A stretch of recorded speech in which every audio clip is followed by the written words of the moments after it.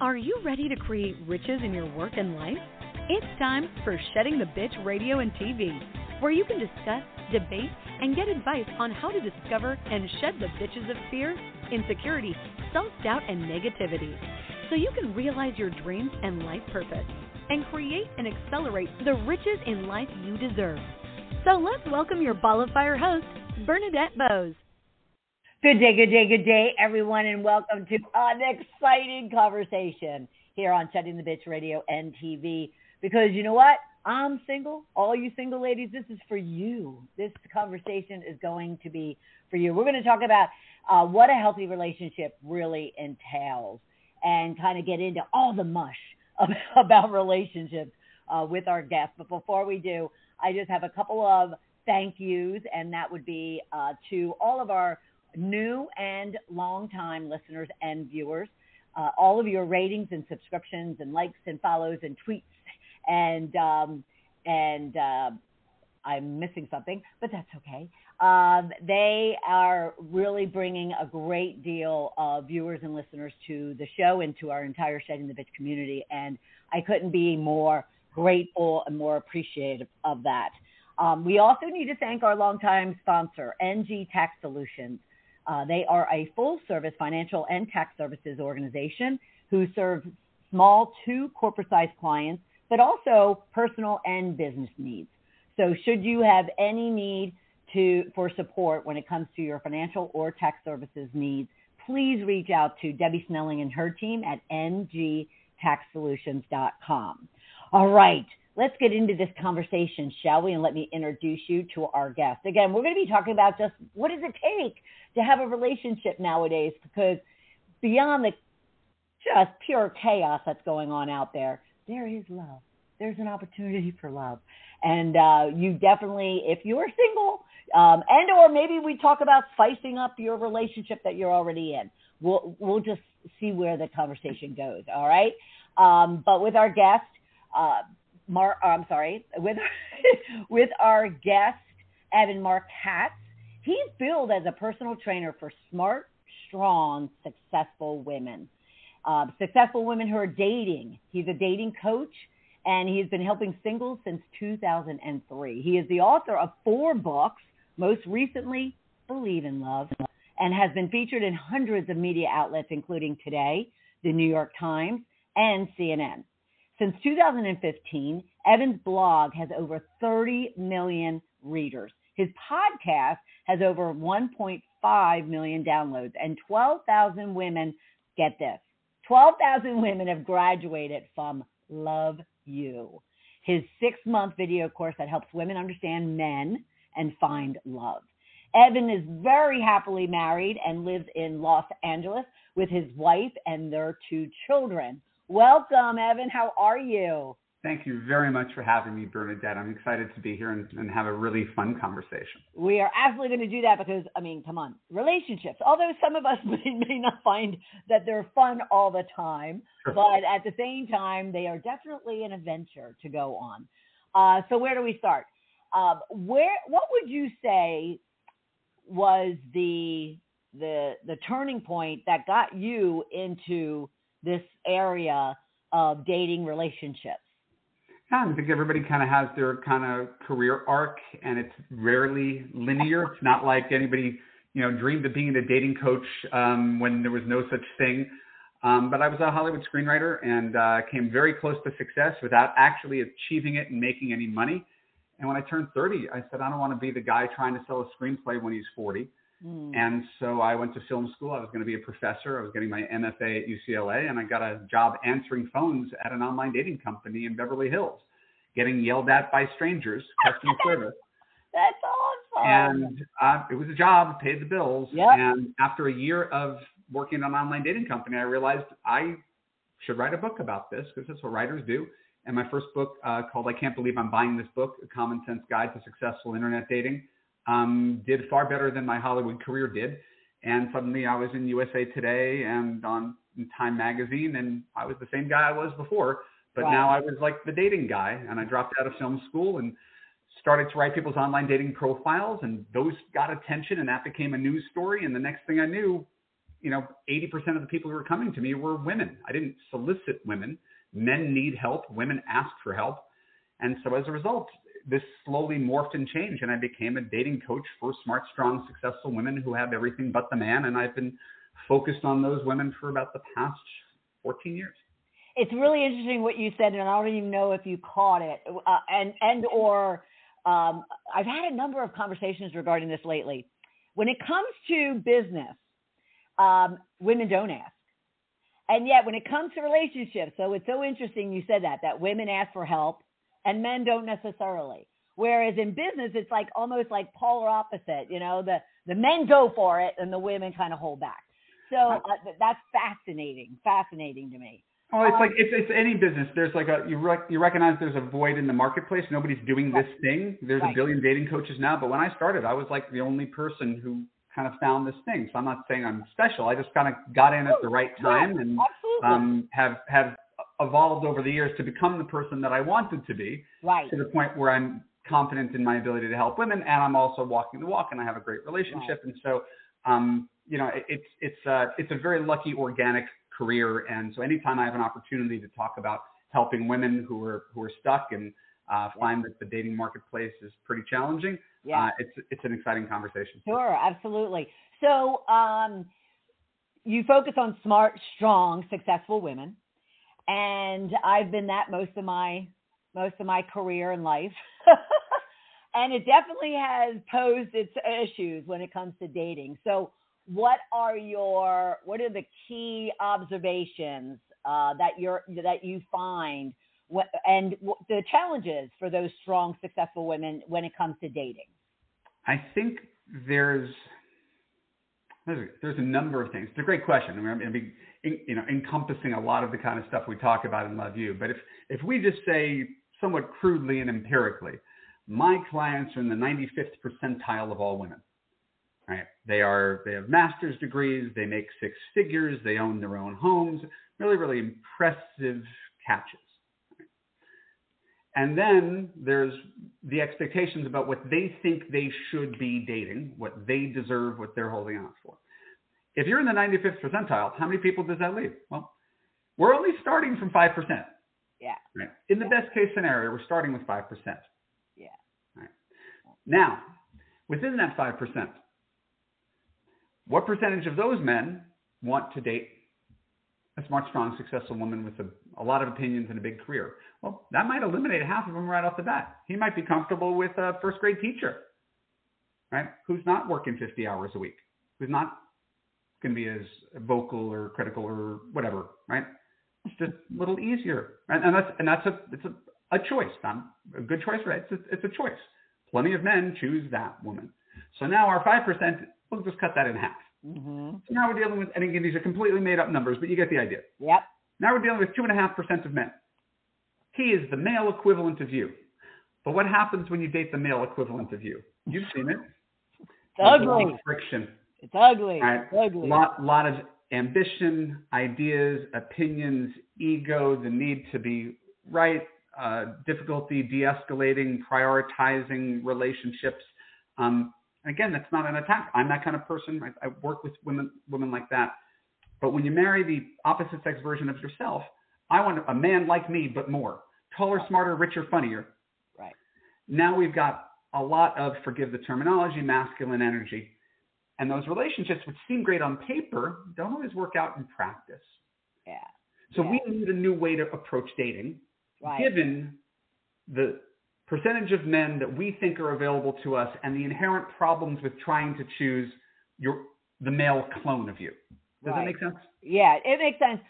One aspect that you left out on the initial part when it comes to women with their opinions and or with their busy jobs is the fact that there's a lot of cases where the women makes more money than men, and they're not necessarily needing to have that man to be kind of more monetarily successful than them. Where does money fit in when it comes to that? You found that when it comes to relationships. This is the second interview I've done today, and this is exactly where the last interview went. Right?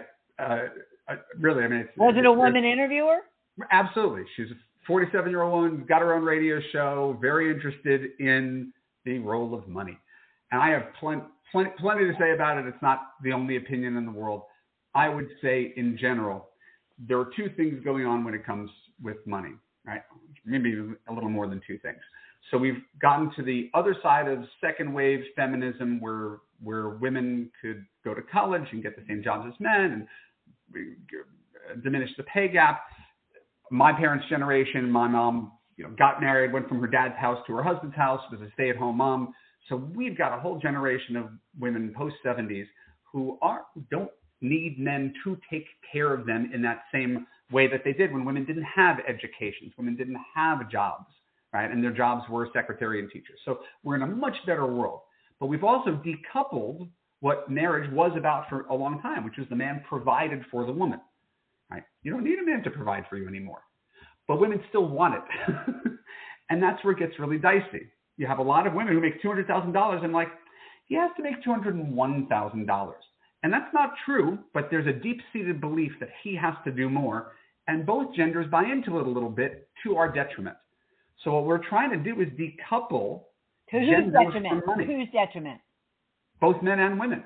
Okay. If a man doesn't feel like a man unless he makes more, well, that's his insecurity. Right. I was going to say that's his issue, not mine. Right?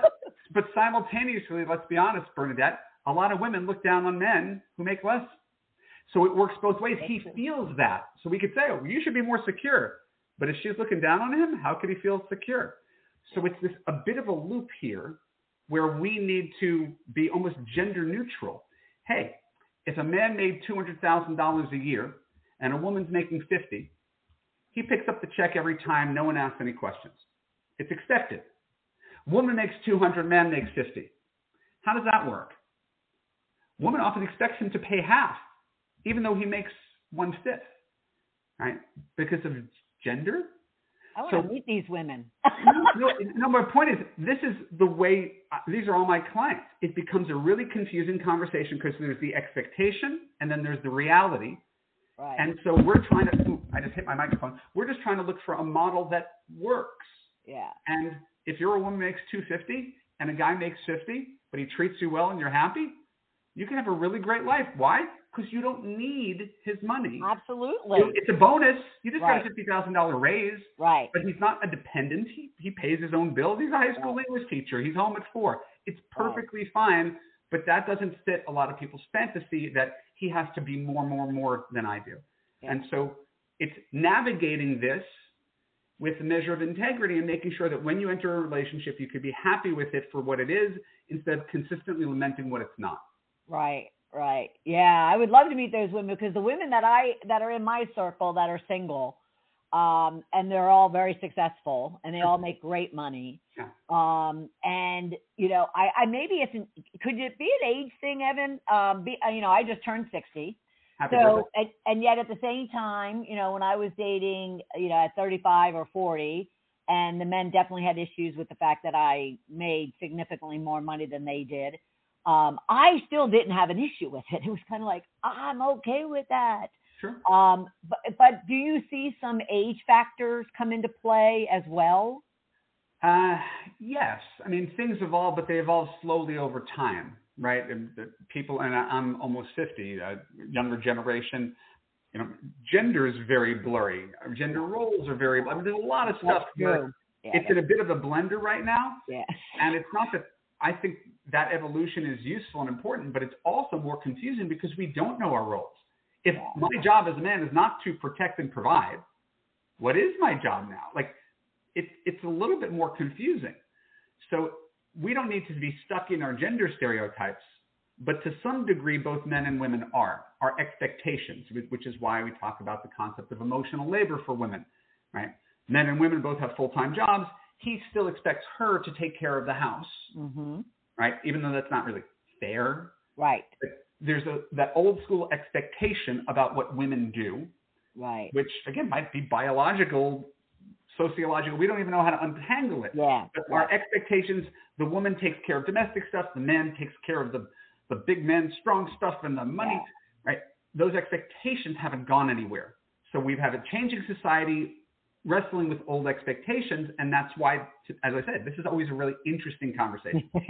Do you see any signs? I remember that it's actually evolving and changing, because I remember my dad, who, if he was still alive, would be about 103 or 4. And so I would ask him, because his first question to me every time I got in touch with him was, how's the love life? And he had 12 children, and there was only 2 of us that have not been married. So he'd be like, how's the love life? How's the love life? How's the love life? Sure. And I'm like, well, Dad, when will these men ever, when will these guys ever get it on straight? Like, when will they ever figure this out, as to how to, relate to strong, successful women? And he's like, when we're all dead and gone. And I'm like, you? And he goes, no, not. And he says, learn to adapt and learn to find the medium, Right. And so then we get into something that's also really personal. So on one hand, and we were just talking about women, let's talk about men. Right. Okay. Men now are more sensitive than they've ever been. They're more likely to help out with housework and child rearing than they've ever been. They're more attentive husbands and fathers than they've ever been. And women often complain, sometimes they just need a man, right? I need a guy who's just like a masculine guy who could take care of business, right? So there's this dilemma where we've not, again, I'm not even passing judgment on it, but like we've sanded off some of the rough masculine edges of men. And then women are like, sometimes I want a man to just make dinner reservations and make a plan. Right. I want a man to take the lead to the bedroom where I don't have to be the one who's doing all the leading here. Right. So that it gets really, really messy where we tried to get men to be more sensitive. Now we've blended into being almost gender neutral, and then nobody knows who takes the lead on anything anymore. Yeah. Hey, you can contact me if you want to hang out, a lot of guys say, and they're waiting for her to do the leading. Yeah. And so it's not bad, it's not wrong. It's just gotten more confusing for both women and men about how to date with integrity. Yeah. Because expectations are all over the map now. Right. But can it be, people have moved from equality to equity in the conversations, because it wasn't feminism that got us all, that got women's attention. It was more so just the fact that we want equality and equity. Right. So feminism is like a term that just also gave us a bad name. But anyway, that's for another conversation, Evan. But isn't it just a matter of having a dialogue, having conversations, and figuring out who wants to contribute, how they want to contribute? I mean, if we stay specifically on the money thing, then possibly. But sometimes it's you've invested way too much time only to discover this, or people are pretty deeply believe in things that aren't necessarily negotiable. So I know it, and I've got a story to fit every occasion.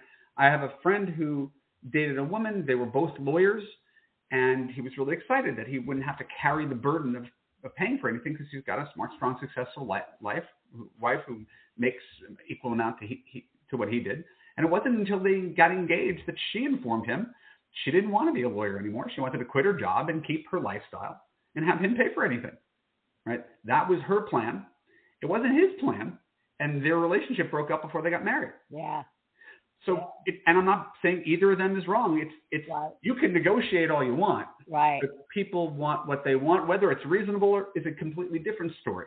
Yeah. So I think that, well, in Love You, we have a whole way of taking people through a dating process so that they don't wake up one day 2 years down the road and say, oh my God, what have I done? Right. The whole point is to be able to evaluate someone quicker, right, for compatibility instead of taking this huge leap of faith, as a lot of people do. Second marriages fail at a 2/3 rate. So many people are like, I'm 60, he seems great, we love each other, we get married in less than a year, and they just become another divorce statistic because they want it so bad.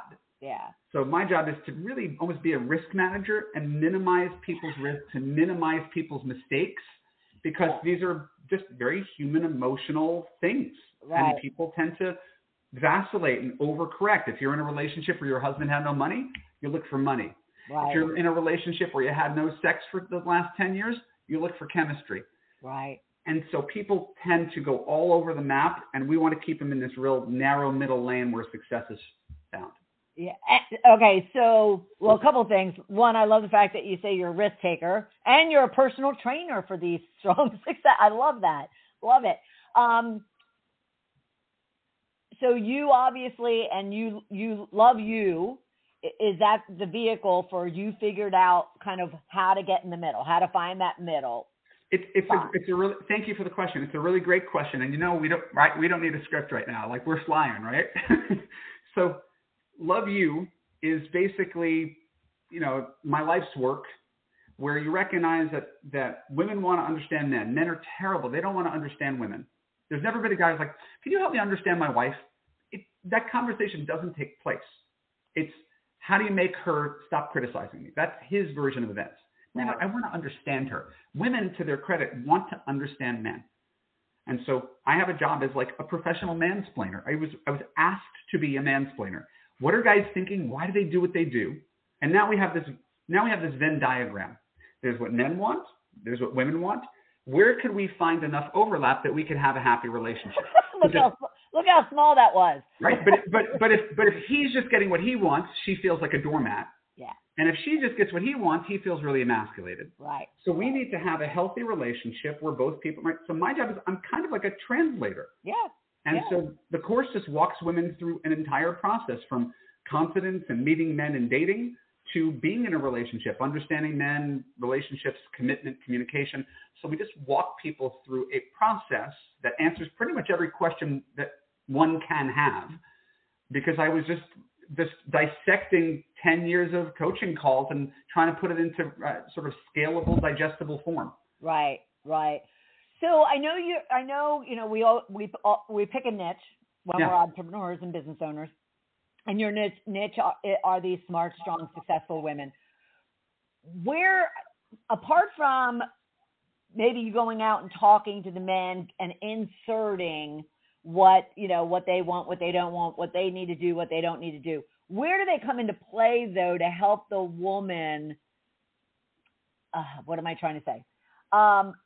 There's a lot there for the woman to then do. Are they then influencing the male's response because what they're learning in Love You, and therefore because the men's not being coached? Right. But this is the very nature, and I'm sure you're familiar with this. This is the very nature of self-help. Mm-hmm. When someone does any form of self-help, the world doesn't change. Right. They just do. So if the biggest problem in the world, and again, I understand the complaint, is men in Los Angeles, men on Tinder, men over 60, men with ex-wives, if we just demonize, like, here's the problem. No amount of coaching is going to change men. Right. So I'm not tone deaf to the fact that there's a lot of guys who are the problem. Like, I couldn't do this job and be insensitive to women's complaints. All I do is listen to women's complaints. I'm like a customer service hotline. Here's what sucks about men. Right. I really get it. You can't change men. You can't change society. You can change how you choose men, right? And the steps that you take during this process. So we try to use what are best practices, and the terminology we use is effective versus ineffective. I don't say right versus wrong. You're not wrong for saying, I never want to date online. I want to meet my man organically. Okay, how many dates have you gone on in the past year? Right. I don't want it, so everyone has their idea about how it's supposed to go. Right. And so we just try to lay out a path so you don't have to cut your way through the jungle with a machete. Yeah. So here's an easier way to think of it. It's a long-winded answer to a short question, Bernadette. If I were to coach men, and I did for the first 5 years of my career, it wouldn't be that hard, because men are notoriously bad at understanding women. Right? So if someone said to me, how can a man be a better first date? Right? I could give him a laundry list of 20 things he can do better. Right? I could tell him to make plans in advance instead of texting on Friday night at 11. I could tell him to choose a restaurant that's close to her home. I can tell him to ask her questions about herself and listen to her answers, and maybe even have follow-up questions and not dominate the conversation. I could tell him to pick up the check, no questions asked, because you're the man and women like chivalry. Right? I could tell him to drive her home and walk her to her house, her safety and security. I can tell a guy all these tiny little things that guys may or may not do. Right? And if a guy does those things, is he a different man than he was before? No. He's going to do a lot better with women, though.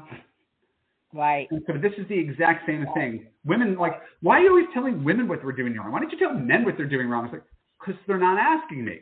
Yeah. My job is to help you do better. And if you do these things that don't really cost you anything, you're going to do a lot better with men and see men show up differently for you. Because in any interaction, right, the beginning of our interaction today, we're all mirrors of each other, how people show up. Right. So the more you could give someone a really positive experience, the more they're going to respond to you positively. Yeah. And a lot of people aren't aware. We don't get comment cards on the date. What did you think? So the more we actually could get present to the idea that we often treat people better in business than we do in love. Yeah, it's true. Right? You don't flake out on a business call, but people are like, oh, sorry, I'm tired. I'm not going on a date tonight. Like, we're much more callous in the dating world than we are when there's money at stake. Right. So really just trying to treat people better across the board. And if a man doesn't rise to the occasion, when you improve as a girlfriend, if he falls short, you let him go. And you let him go. All right, I have a scenario for you that I want your thoughts on. It just happened this past weekend. All right. Is this personal? Is this yours? Well, it's a friend, but it was my response. It's a friend. I'm joking. No, it is. It's a girlfriend. Got it. And it's my response to her. Okay. So she raises up that she was out on a date, and somehow the conversation, it was the first date, somehow the conversation went to family, and he's divorced with children. And so and it's about a year and a half he's been divorced. So to me, that's kind of fresh and raw. So in the conversation, talking about his children, he gets emotional. And her response, and it was at a dinner party, and her response was, "That was it. That was it. I don't need some guy sitting there across the table from me crying about his kids on a first date." So before I tell you my response, what are your thoughts in regards to that? From a woman's dating perspective, and whether or not it's successful or not. Right. So let's look at it from both sides, because that's the very nature of coaching. Right. Yeah. Look at it from both sides. Yeah. I would never tell a man that crying on a first date is a great first date move. Right. Like, here's the thing you got to do. Women love sensitivity, so pour on the tears. So I would never say, hey, you should do that. Right. At the same time, a show of vulnerability and authenticity as a crime, as a reason to run away. If you flip it around, imagine a woman told a story about how her mom was in hospice care and she started to cry, and that guy would be like, oh, this woman's crazy drama. I'm out of here. Like, it is exactly the opposite response you'd want if the situation was reversed. And I'm sure that's where you ended up going. Yeah, well, it also told me, Evan, how much I've changed personally in so many ways, but also toward my dating. Because I was her like 10 years ago, 15. I was like, yeah, if a guy sheds a tear ever, no, he's not manly enough. But now it's kind of like, I was like, are you kidding me? He showed you that he has heart. And he was talking about his kids, Right. And so, I mean, again, I don't know that much about you, but if the title says anything, Shedding the Bitch is about looking inward and softening up and being generous of spirit and embodying the kind of way you want to treat people. And so it is tricky, because we could say this about any dating behavior. We could say, oh, this is a huge red flag. Right. It's a huge red flag that he didn't reach for a check. It's a huge red flag that he didn't walk me to the door. We could play that to death. Right. But if you find everything that every guy does, we could always find a reason to not like a guy. Yeah. It's a built-in defense mechanism that ensures you'll be single forever, because there's always going to be something wrong with the guy. I used to be like that. So, it was just pathetic. But it's human, and that was probably some defense mechanism to prevent you from getting hurt. Right. Oh, geez. Yeah, the dating pool. I'm happy to hear that you're happily married with 2 children. You don't have to be in that dating pool, although you hear about it all the time. Well, I spend more time in the single women's dating pool than any married guy. But yeah. I'll tell you, this job is not, I mean, it's an accidental career, but I went on 300 dates from 25 to 35. I was prolific at failing and trying things that didn't work and trying to iterate and figure out the same thing. I was already a coach. I was trying to help other people, and I was giving good advice, but I was a hypocrite. I wasn't following the advice. So that was another really interesting thing, is when you realize your own hypocrisy. Right. It's very easy to stand on one soapbox and tell people what to do, and privately, you're not actually doing that thing. Yeah. And once I got those two things aligned, I fell in love, got married, bought a house. Everything happened rapid fire. Yeah. And the business came together, and I got a lot more clarity on how my clients and I were the same, right? And the compromises I made are the compromises you need to make. Yep. Right. Okay. All right. Well, you brought up something that I wanted to, actually, there's 2 things popping in my head right now. Sure. So one was, you brought up that, some of the coaching would also center on, well, do you want to do online dating? Do you want to do it in person? Kind of what is there, especially nowadays, post everything going on, and I don't use the C word, but post that and everybody's pivoted online professionally and personally. Has there been a drastic shift when it comes to where people are meeting, each other, where people are coming together, especially from a dating perspective? So I think I said my first book was called I Can't Believe I'm Buying This Book, because it was like, embarrassing to do online dating 20 years ago. I was an early adopter. So it was a joke about it. Yeah. Now it's the single most prominent way that people meet people, right? And so for any client who ever comes to me and says, I don't want to do online dating, I tried it, I hate it, that's fine. But I already tipped my hand at this. If we're going to be in dating coaching, you need to date. And so if you can get yourself 1 date a week without going online, you never have to go online. I don't care. I'm not like pro online dating. I'm pro dating. No one has ever taken me up on the offer, because getting a date a week in real life is next to impossible. And I'm very social and very active. Right. Yeah. So that's what I'm saying. It's not that I'm like blindly pro online dating. I know all the problems with it. Yeah. It's like, I want to lose weight without going on a diet. Can you help me do that? Maybe not. It might be really tricky. I don't know. Can you work out 14 hours a day? Yeah. So for online dating, what we have is a system. We put people online for a half hour a day. We give them how to write a profile, screening mechanism going from email to the phone to the real life date, what to look for. So we try to provide a protocol for people that they could just follow it like a recipe, follow it like a template and integrate it into their life. Because when I meet a guy, I will make time is the wrong model, right? If you're if you're helping someone with their career, your career doesn't come passively. You pursue it. Right. Correct. So we need to actively integrate dating/online dating into our life. And if you're talking to 10 guys at a time online, maybe only one of them pops, but at least you have someone to take you out on Saturday night and you got a raffle ticket. Right. And if you go on 1 date a week for the next 6 months, you'll probably find a guy you like.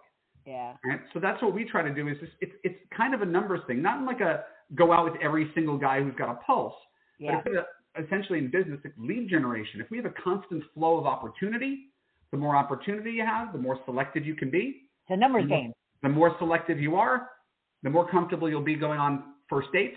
Doesn't mean every first date's going to be good, but you'll have better first dates if you go on 1 a week than if you try to go out with 4 strangers from Tinder.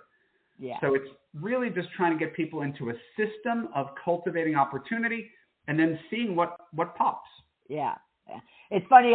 In 2003, I did a stand-up comedy routine, and it was all about internet. Well, it was about being one of 12 children, and it was about internet dating. Sure. Both very ripe for comedy. Yeah, very ripe.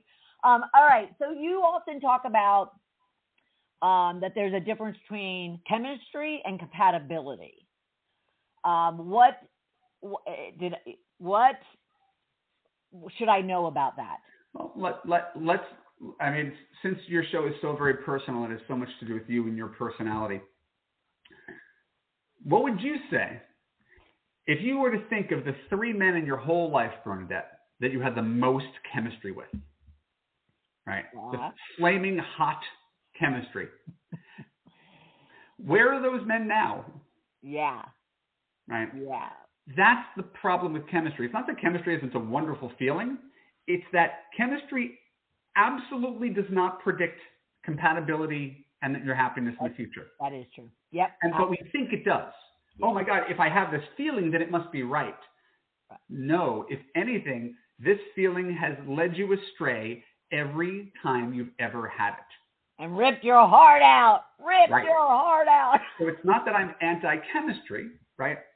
Yeah. I'm just really pro-compatibility. Yeah. Because you could have white-hot chemistry with someone who is verbally abusive. You could have white-hot chemistry with someone who doesn't want to be married. You could have white-hot chemistry with someone who communicates by text once a week. Mm-hmm. Chemistry, that feeling, doesn't get you anywhere. Right. And so what we really want to do is align, well, what's your long-term goal? If your long-term goal is to have these roller coaster relationships, high highs, low lows, you don't need a dating coach. Go ahead. You got that down. Yeah. But if you'd rather have something that's stable, that's what we offer. The idea of choosing a partner where you can still have chemistry, you can still have a great sex life, but you're not blinded. Yeah. And you don't put up with too much crap because you're so blind. Right, right. I have it could be an interesting or weird question, I'm not sure which, but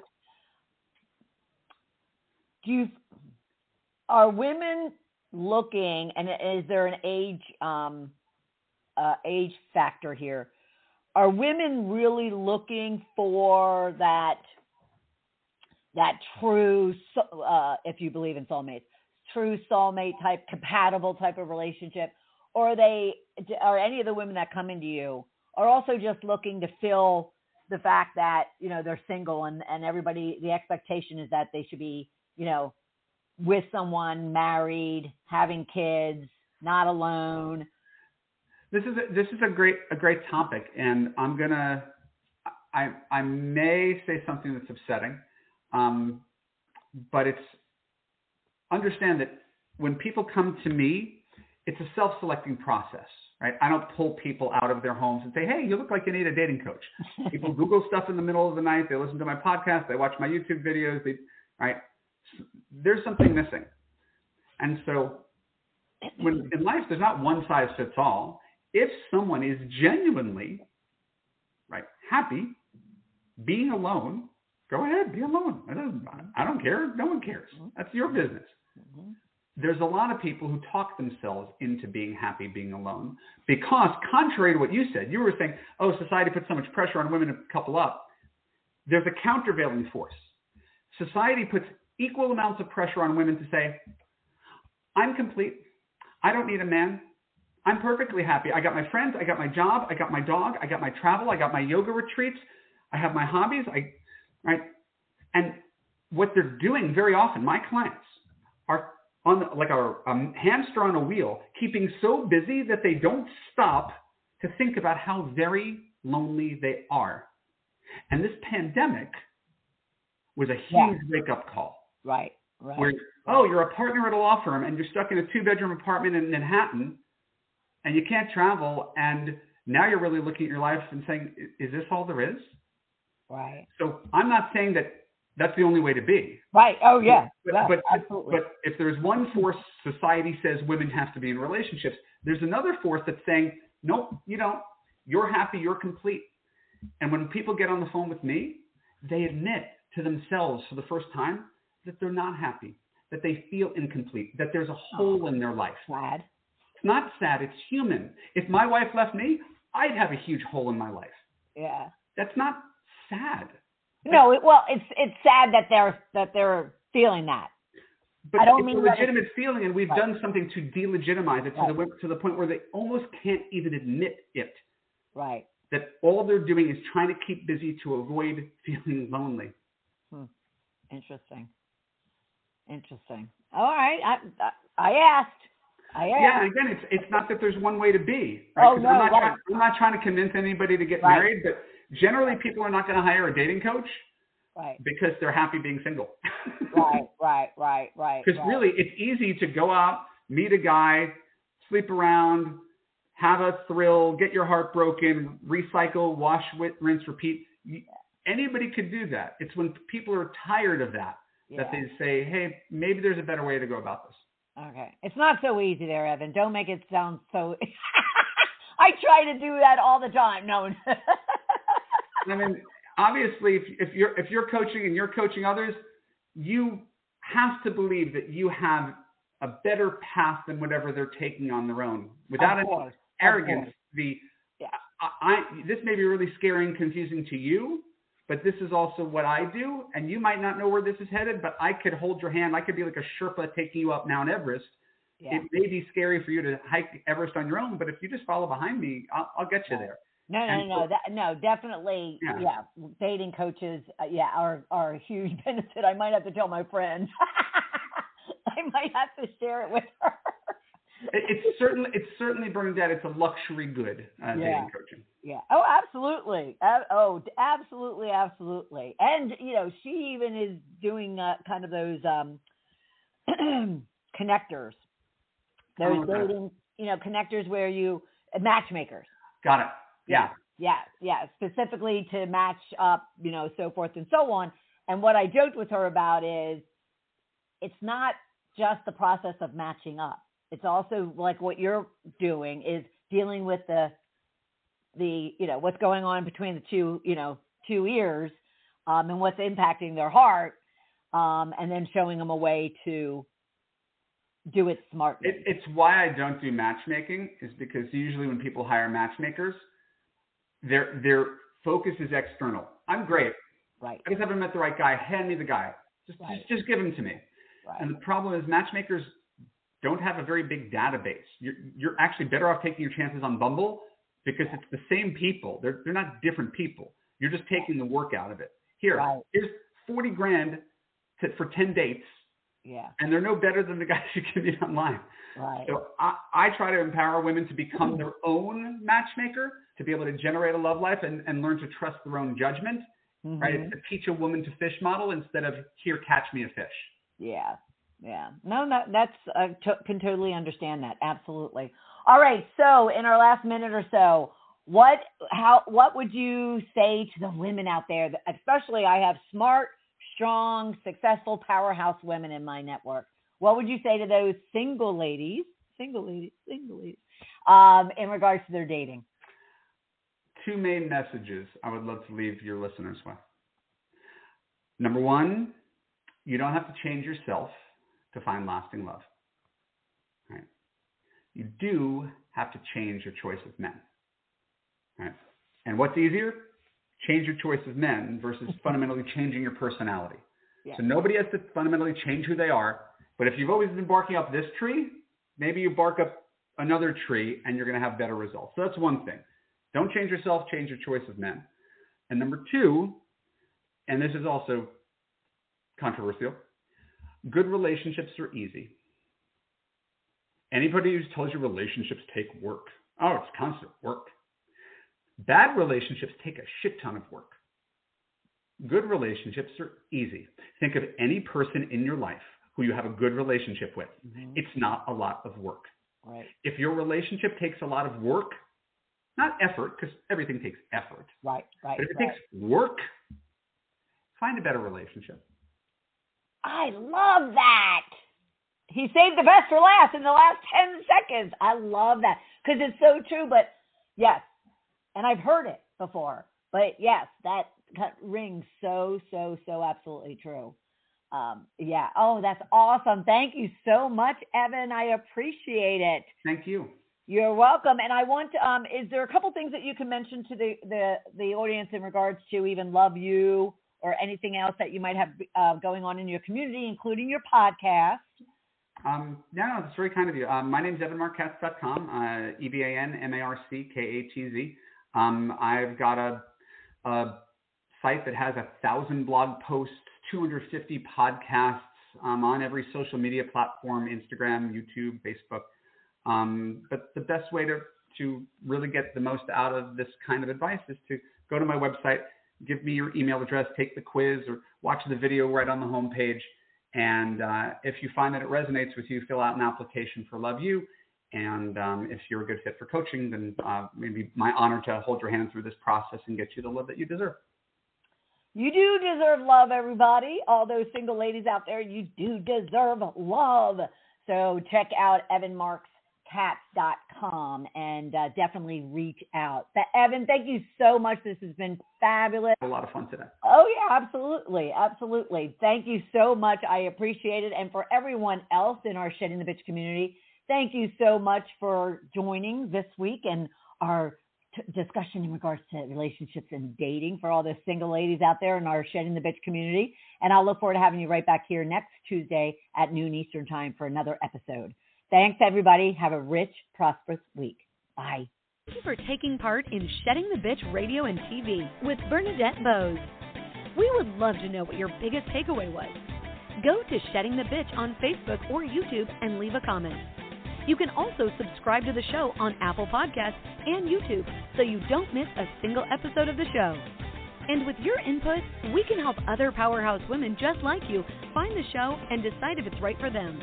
Learn more about Bernadette at balloffirecoaching.com. See you next week.